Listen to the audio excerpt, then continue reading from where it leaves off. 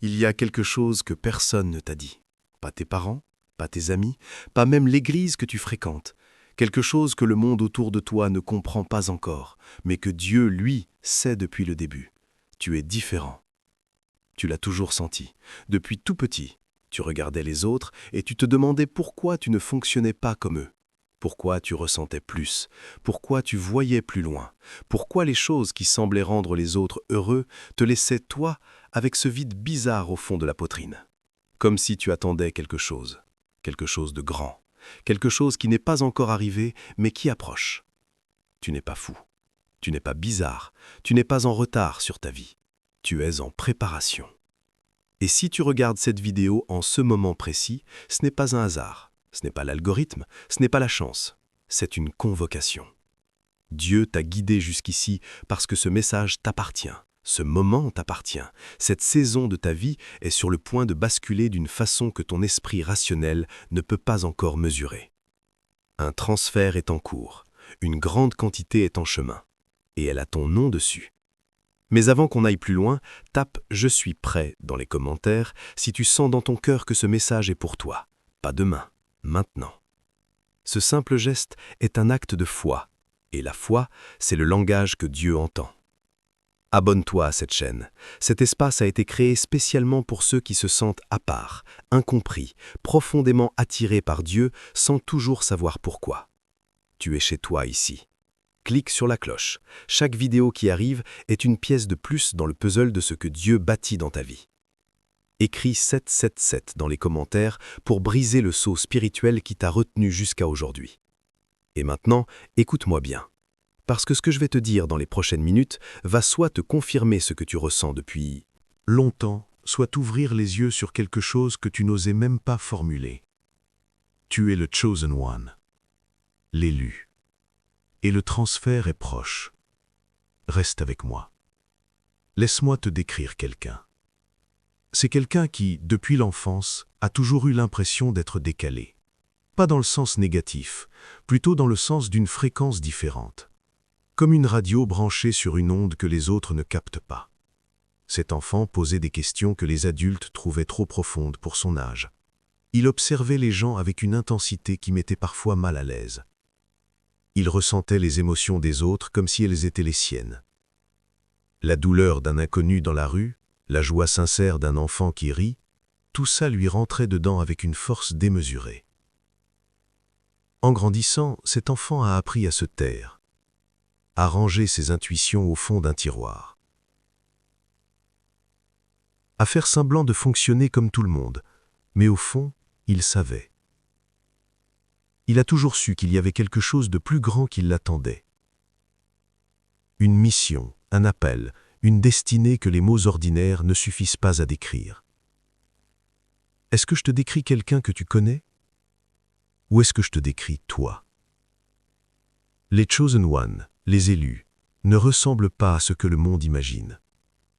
Ils ne sont pas forcément les plus beaux, les plus riches, les plus populaires. Souvent, ils sont les plus silencieux dans la pièce, les plus observateurs. Ceux qui prient quand tout le monde dort, ceux qui pleurent sans savoir pourquoi, parce que leur esprit perçoit des choses que leur intellect ne peut pas encore nommer. Dieu ne choisit pas les équipés. Il équipe les choisis. Et toi, il t'a choisi avant même que tu sois né. Avant que ta mère te porte, avant que ton prénom soit décidé. Il t'a vu, il t'a connu. Il t'a désigné pour cette heure précise de l'histoire. Tu es vu, tu es connu, tu es choisi. Écris « choisi » dans les commentaires, si ces mots résonnent dans ton cœur comme une vérité que tu portais depuis longtemps sans pouvoir la dire. Il y a quelque chose de particulièrement douloureux dans la vie du Chosen One que personne ne t'a expliqué. La solitude. Pas la solitude de quelqu'un qui n'a pas d'amis, non. La solitude de quelqu'un qui est entouré et pourtant incompris. Tu peux être dans une pièce pleine de gens qui t'aiment et ressentir ce silence intérieur, cet espace vide que personne ne remplit vraiment. Tu peux avoir une famille, des amis, un travail, une vie qui de l'extérieur semble normale et porter en toi ce poids inexplicable, cette attente qui s'étire, cette impression que tu fais du surplace pendant que tu es censé courir. Ça t'a coûté des choses. Cette différence t'a coûté des relations. Des gens qui ne comprenaient pas ton intensité et sont partis. Des amours qui n'ont pas supporté la profondeur de ce que tu portais. Des membres de ta famille qui ont ri de tes rêves, des collègues qui ont sous-estimé ton potentiel. Des portes qui se sont fermées au moment précis où tu pensais qu'elles allaient s'ouvrir. Et tu t'es demandé, est-ce que j'ai mal fait quelque chose? Est-ce que Dieu m'a oublié? Est-ce que je mérite moins que les autres? Non, 1000 fois non. Rappelle-toi de Joseph, ce garçon que ses propres frères ont vendu comme esclave, vendu par sa propre famille, jeté dans un puits, accusé faussement, emprisonné des années. Est-ce que Dieu l'avait abandonné? Non. Chaque trahison était un pas de plus vers le palais. Chaque prison était une salle de préparation déguisée. Rappelle-toi de David, ou un roi alors qu'il était encore berger. Puis pourchassé par Saül pendant des années, vivant dans des grottes. Trahi par des hommes en qui il avait confiance. Est-ce que Dieu l'avait abandonné? Non. Il était en train de former le roi le plus grand que le peuple ait jamais eu. Ta souffrance n'est pas une preuve que tu as été abandonné. C'est une preuve que tu es en formation. Ce n'était pas tenable. Et pourtant, tu as tenu. Parce qu'il y a en toi une grâce que tu ne te reconnais même pas encore. Tape Joseph, si toi aussi tu as été trahi ou mal compris par des gens en qui tu avais mis ta confiance. Laisse-moi te poser une question directe. Est-ce qu'il t'est arrivé, ces derniers temps, de voir des chiffres qui revenaient de façon répétée? 11 sur ton téléphone, au moment précis où tu pensais à quelque chose d'important.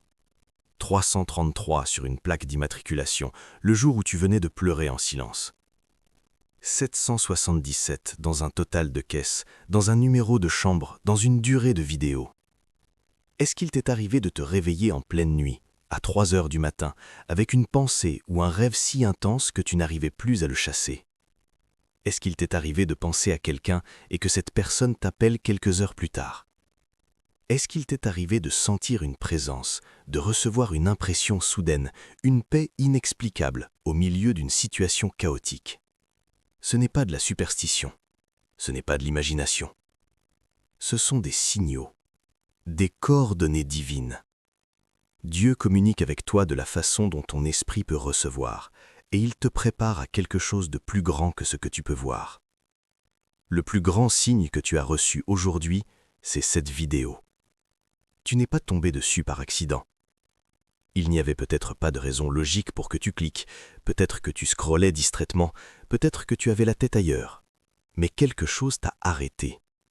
Quelque chose t'a dit « Regarde ça ». Et tu regardes. Parce que cette partie de toi qui entend la voix de Dieu, cette partie était en éveil. Le déclic, c'est maintenant. Ce moment précis est une charnière dans ta vie. Pas dans un mois, pas quand les conditions seront parfaites. Maintenant. La reconnaissance du signe, c'est déjà le début de la réception. Dieu ne t'envoie pas des signaux pour te tourmenter, il t'envoie des signaux pour te dire « Je suis là ». Je n'ai pas changé d'avis sur toi. Le plan est toujours en cours. Tiens bon. Ce que tu attends arrive. Écris signe dans les commentaires si Dieu t'a déjà envoyé un signal que tu n'osais pas encore croire. Il y a une vérité dans la parole de Dieu que le monde religieux n'aime pas toujours nommer clairement, mais qui est là, écrite en toutes lettres depuis des siècles. Les Proverbes 13-22 le disent sans détour. La richesse du pécheur est gardée pour le juste. Relis ça. Laisse-le rentrer. La richesse qui est entre de mauvaises mains en ce moment n'appartient pas à ses mains. Elle est en transit, elle est en chemin. Et sa destination finale, c'est ceux qui ont été préparés pour la recevoir, la gérer et la multiplier pour la gloire de Dieu. C'est ce qu'on appelle le transfert. Ce n'est pas un transfert de quelques pièces, ce n'est pas une petite amélioration de ton quotidien, c'est un basculement de saison. C'est le moment où ce qui était retenu est libéré, ce qui était bloqué se déverrouille, ce qui était fermé s'ouvre. Pas progressivement, d'un coup, comme une digue qui cède. Et ce transfert ne parle pas seulement d'argent, il parle d'autorité, d'influence, de guérison, de restauration dans tes relations, de clarté sur ta mission de vie, de faveur dans des portes que tu n'aurais jamais imaginé franchir, de connexion avec des personnes que Dieu a préparées pour marcher avec toi dans la prochaine saison. Le timing prophétique, c'est maintenant, pas dans 6 mois, pas quand tu auras tout réglé, pas quand tu te sentiras prêt, maintenant. La préparation que tu as vécue, les douleurs, les attentes, les trahisons, les nuits de larmes, c'était l'école. Et l'école est terminée, tu passes à la phase suivante. La grande quantité est en chemin, elle a ton nom dessus, elle cherche une adresse où atterrir, et Dieu te demande de l'ouvrir, spirituellement, émotionnellement, pratiquement. Écris « Je reçois » dans les commentaires pour accepter l'enveloppe que Dieu a préparée pour toi. Tape « Transfert » pour activer le flux de bénédictions qui se met en mouvement en ce moment même. Ferme les yeux une seconde. Enfin, pas maintenant puisque tu regardes cette vidéo, mais intérieurement, ferme les yeux de ton cœur et écoute ce que je vais te dire. Je vois des portes s'ouvrir dans ta vie financière, des sources de revenus que tu n'as pas encore vues, des idées qui vont te traverser l'esprit dans les prochains jours et qui viennent directement du trône de grâce. Des opportunités qui vont sembler tomber du ciel, parce qu'elles tombent effectivement du ciel. Ne les balais pas, ne dis pas « c'est trop beau pour être vrai ». Reçois, agis, fais le premier pas même si tu ne vois pas encore tout l'escalier. Je vois une restauration dans tes relations, des liens brisés que tu avais abandonnés comme perdus et qui vont être recousus.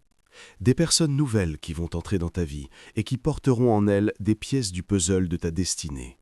Tu vas reconnaître ces personnes, pas forcément tout de suite, mais tu vas sentir quelque chose, un alignement, une paix, une reconnaissance mutuelle entre deux âmes qui savent qu'elles ne se sont pas rencontrées par hasard. Je vois une clarté sur ta mission, ce flou que tu as porté pendant des années, à quoi je sers vraiment, quel est mon vrai appel. Ce flou va se dissiper. Pas d'un coup nécessairement, mais couche par couche, Dieu va te révéler pourquoi il t'a construit comme il t'a construit. Chaque talent, chaque douleur, chaque expérience, rien n'aura été gaspillé. Je vois une guérison, dans ton corps, dans ton âme, dans ta mémoire. Ces blessures que tu trimbales depuis des années, ces endroits douloureux que tu n'oses pas toucher, Dieu a une thérapie divine pour chacune d'entre elles. Sa guérison est totale, elle ne laisse pas de cicatrices visibles. Elle restaure comme si la blessure n'avait jamais existé. Il te connaît par ton nom, pas comme une masse de croyants anonymes. Toi, personnellement, intimement. Le nombre de tes cheveux est connu de lui. Les désirs les plus profonds de ton cœur, ceux que tu n'as jamais dit à voix haute, il les connaît. Et il travaille à les accomplir d'une façon qui dépasse tout ce que tu aurais pu imaginer ou demander. Écris dans les commentaires le domaine de ta vie qui a le plus besoin de ce transfert en ce moment. Finances, famille, santé, mission, amour. Dis-le, nomme-le. L'acte de nommer, c'est déjà un acte de foi. La deuxième épreuve, la trahison de proches. Quelqu'un en qui tu avais confiance t'a déçu d'une façon que tu n'aurais pas pu anticiper. Un ami, un membre de ta famille, quelqu'un qui connaissait tes secrets, tes rêves, tes faiblesses, et qui a utilisé ces informations contre toi, ou qui est simplement parti sans explication. Cette trahison t'a brisé, et elle t'a aussi libéré de quelque chose qui t'aurait retenu. La troisième épreuve, le doute de ta propre valeur. Cette petite voix intérieure qui répète en boucle « Tu n'es pas assez, tu n'es pas légitime ». Qui tu crois être pour penser que Dieu a un grand plan pour toi?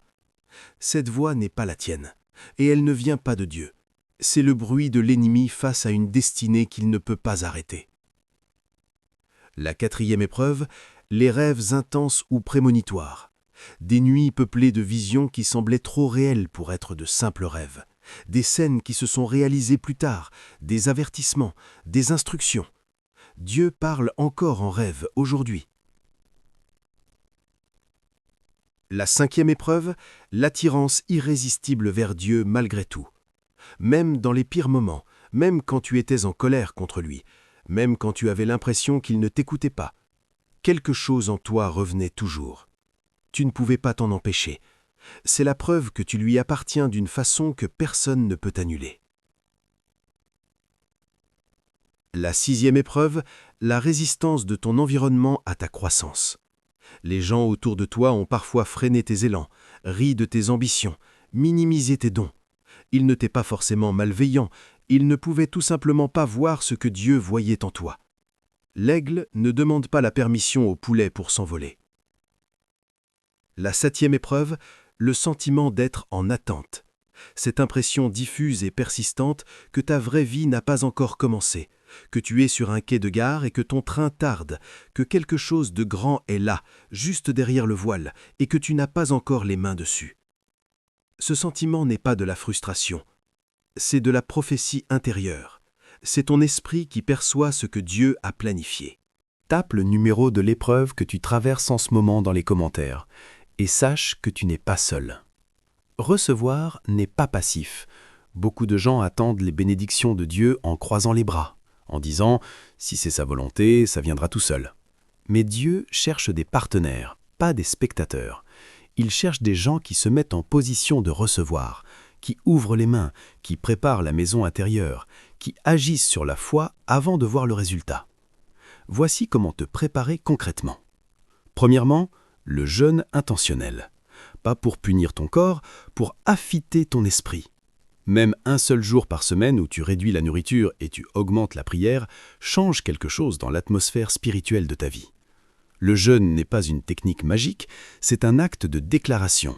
Tu dis à Dieu « Je veux toi plus que je veux ma confort ». Deuxièmement, nommer à voix haute ce que tu attends. La foi, ça parle.